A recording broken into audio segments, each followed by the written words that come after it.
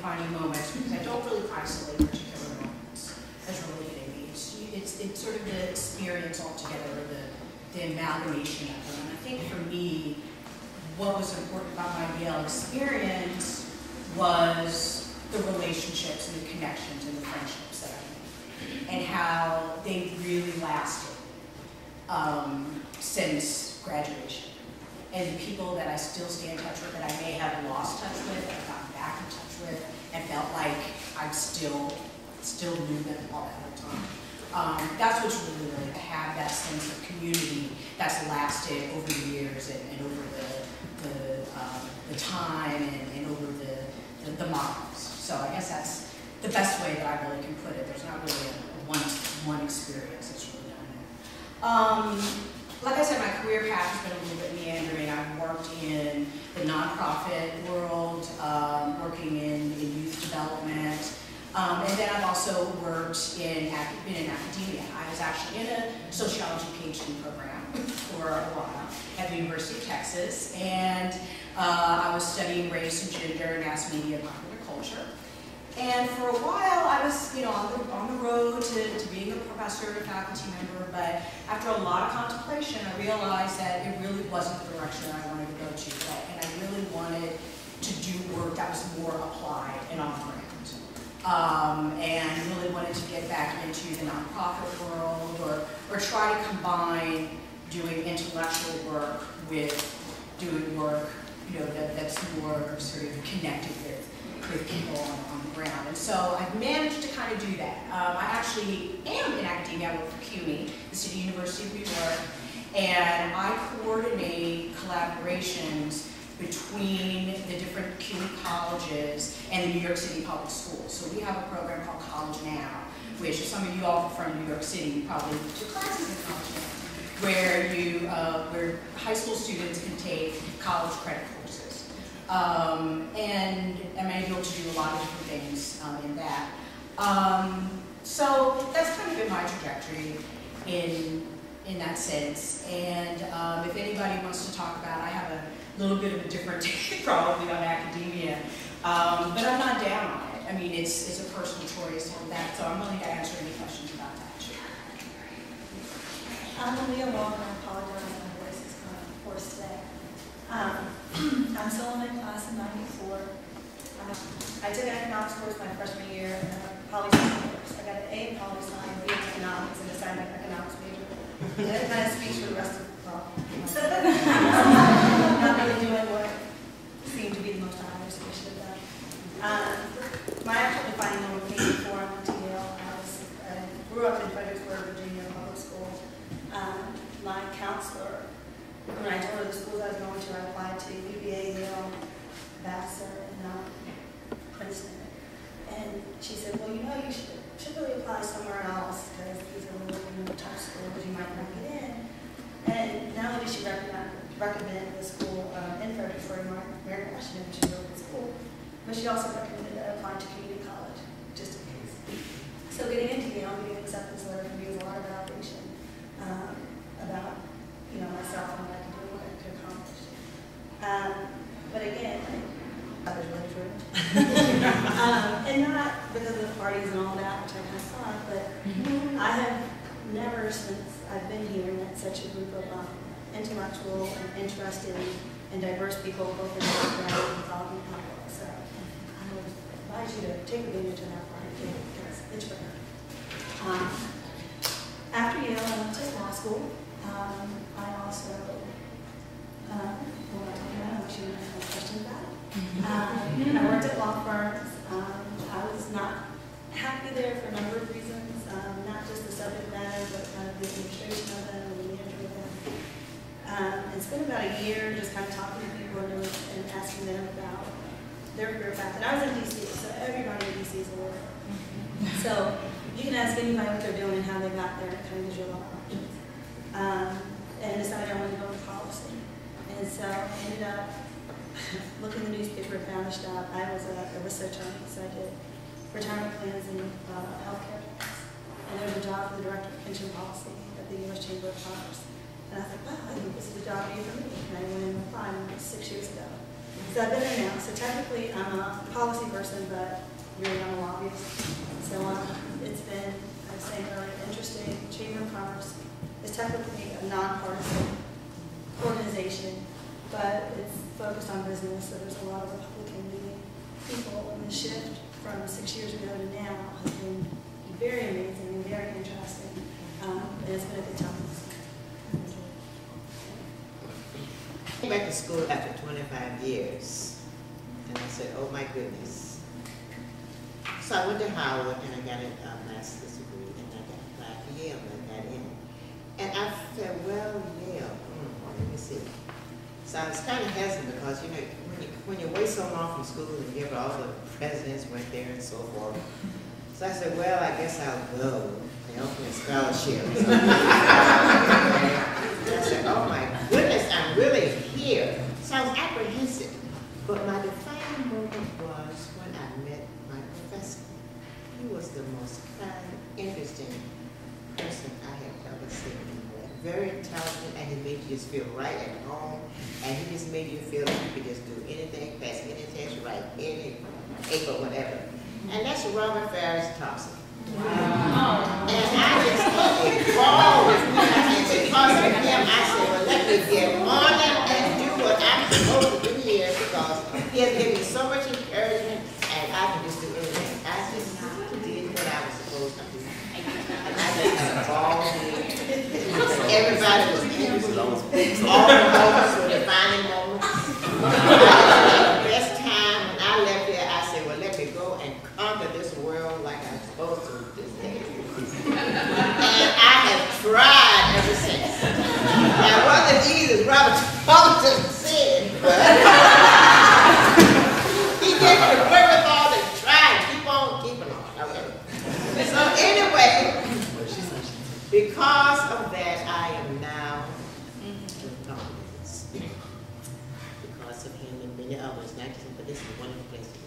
I am associate professor at Virginia State University. And I had Robert Farris Thompson to come and speak in my school 3 weeks ago.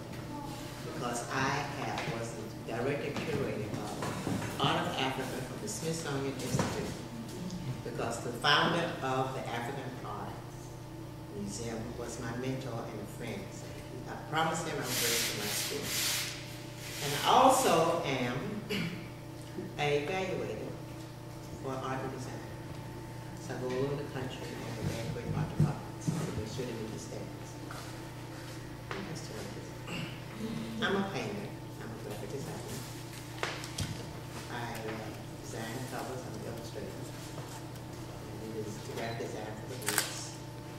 And I was just notified that the Virginia Commissioner of the Arts wants to be one of the evaluators so I can decide who gets money and who doesn't.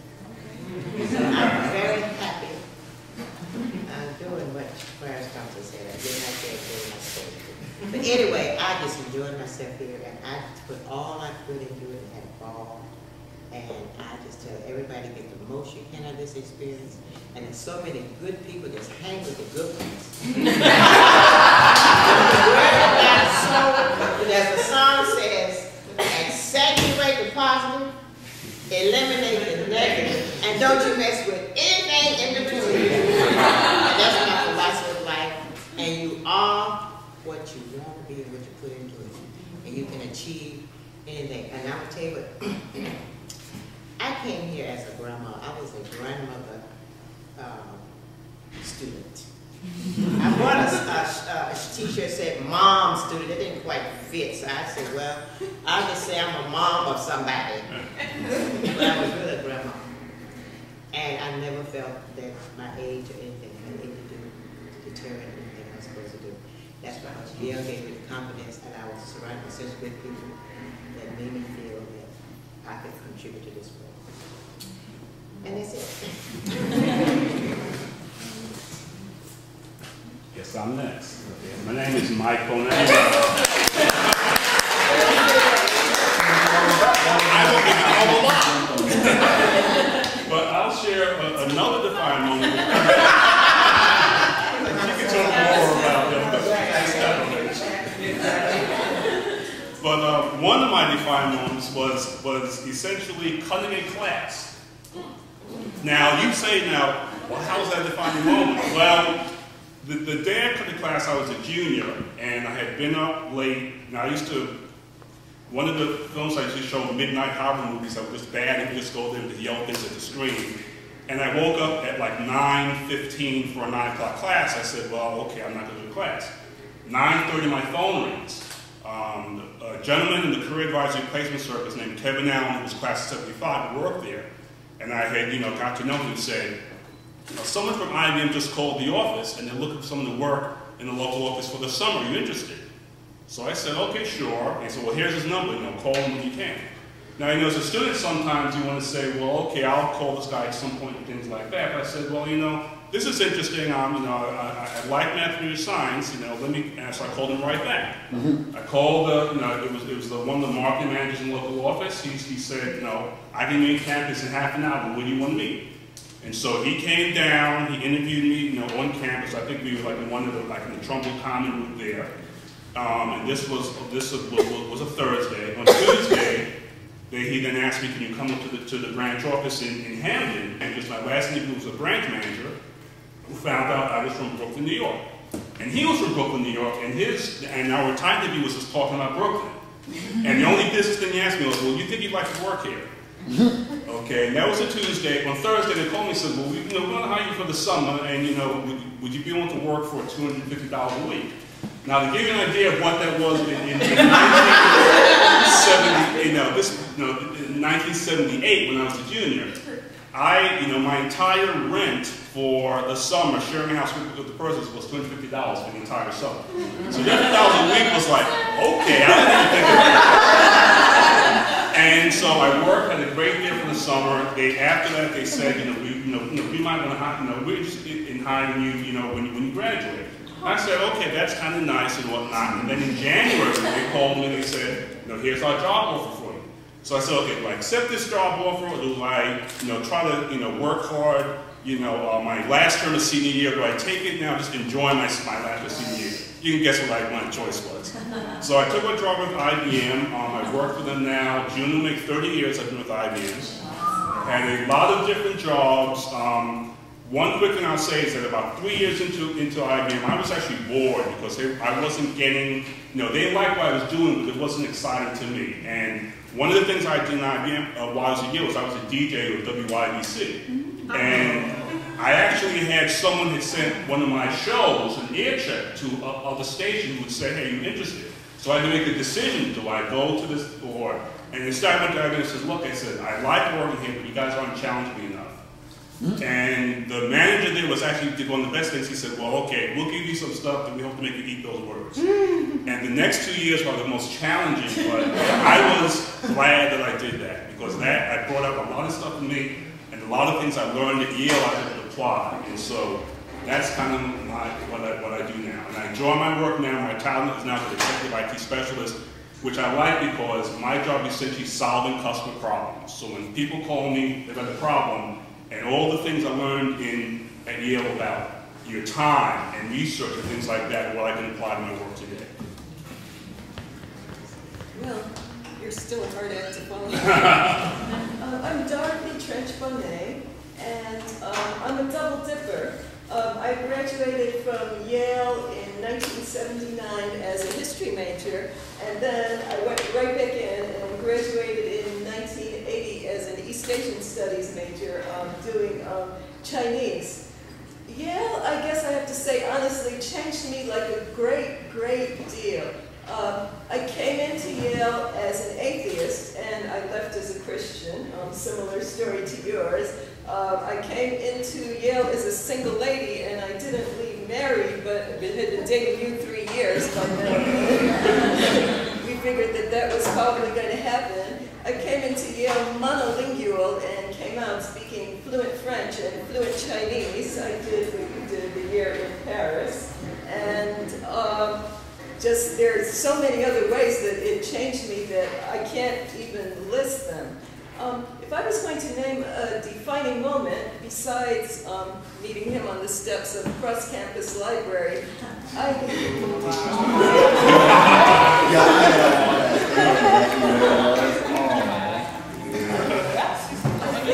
have to say that it was during my, sorry, I have a soft voice, I can't compete. It was during my sophomore year when I was taking a class on the French Revolution with a professor that probably not many of you have ever heard of. He retired soon after, but he was a great expert on the French Revolution at that time. And this was like a research class, as so many, you know, at Yale. And I was like the only black person in the class, as I often was in my classes, because I would take kind of peculiar things like Chinese language, and although I wasn't the only black person there, and French Revolution and so forth. And one day, when we had to decide what to do our projects on, this professor called me in and said, "What are you interested in?" And I started to name a lot of things, and then he looked straight at me and he said, "I'm surprised that you're not interested in writing on blacks in the French Revolution." And I was like, "There were blacks in the French Revolution?" You know? And he was like, "Yes," he said, "a great many." And then he said, from the islands, the West Indies, which fascinated me like a lot because, you know, that was my background, and it was something that, you know, people didn't usually mention a lot, you know, if they were from a foreign background, like at that time in like this community. And he said, and there's like he said that almost no one had done any research on them, but there had been so many of them that they were enough to field an entire regiment during the French Revolution. And also that many of them had had, you know, huge impacts on France afterwards, and I didn't even know anything much on blacks in Europe. And I see everyone here nodding their heads as if, oh yes, this is old information now, and it is now. But in 1976, it really wasn't old information then at all. So that interested me a lot in doing like original research and going back to finding not what was in the history books, but what was in the documents, in which you could find like a lot of the stuff that often didn't get into the history books, not necessarily from being suppressed, but just because it wasn't the most interesting thing to whoever was writing them. And that led me into a lot of my career doing research. It led me very directly into the first book that I ended up writing, which turned out to be on a sidetrack from that class. I ended up finding a play in Sterling Memorial Library by Alexandre Dumas Père, the author of The Three Musketeers and so on. And it was a play from the 1830s that had a very important black character in it, and in which the character talked extensively not just about slavery and the slave trade, but also about his feelings as a black person that was living like as the only black person in a white society. So I ended up translating that, doing a lot of research on Dumas, and then I guess in that way I kind of found the main thing that I ended up doing during my you know, career, which is, you know, writing literary criticism and finding, like, you know, interesting people that lived in different situations and little known facts about them. I've had sort of a, you said your career was all over the place. My career was much more all over the place than yours was because of something that was never mentioned much while we were, well, at least we were at Yale. I guess that I was about the 7th or 8th class of women to graduate from Yale, and I don't remember there being any question about being a woman at Yale or any prejudice against me as a woman at Yale, but I remember that there were like a lot of assumptions about what you would do as a woman at Yale, and one of them was, well, definitely we're like so new here and we're all like pioneers, and we will go on and we will break the glass ceiling, we will have pioneering careers that show that women can do everything that men can do, and we'll have a really structured, strong career path. Was never mentioned, though, that after you graduated, one thing that you might want to do as a woman was to get married, and then if you got married, you might have children, and that it might not be a completely straight career path. It was, nowadays they talk a lot about putting children and a career together, but back then they didn't. And those of us that decided to do that fairly early sort of had to like find like our own way with that. I think the thing that helped me the most with the way that I ended up finding, which was writing, I taught for like about 10 years at a local university and at several other places. I did a lot of kind of volunteer work, including the YALE China Association. I was a trustee for like 6 years and stuff like that.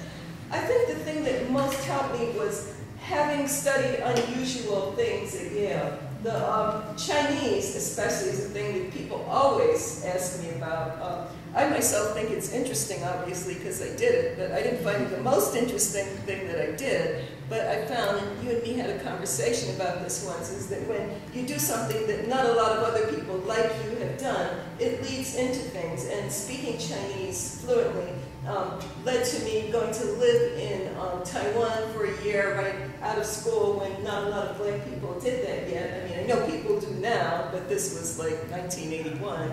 And it led into most of the jobs I ended up hiring. They wanted to hire me at Mount St. Mary's because I could speak fluent Chinese and write it and read it. And,